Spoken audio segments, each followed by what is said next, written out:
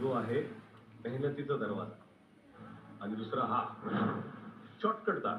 तर तुम्हाला ठरवायचंय की तुम्हाला कोणता दरवाजा निवडायचा. मला मेहनतीचा दरवाजा पाहिजे. कारण तुम्हाला कुठला पाहिजे.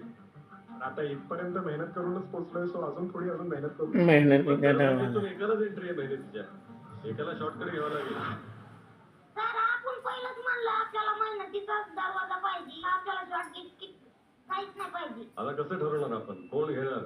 तुमच्या मनाने सर तुम्हाला ठरवायचं कोण. कारण तुमचं काय म्हणणं आहे की जर त्यांनी जबरदस्तीच ठरवलंय की मेहनत करायची आहे, तर मी शॉर्टकटला जायला तयार आहे. हा डॉन, तुम्ही तुमच्या नावाला जगतच नाही आहात.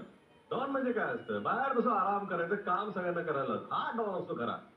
नाही सर. तो हा पहिला जगातला डॉन सगळे मेहनत स्वतः करतोय.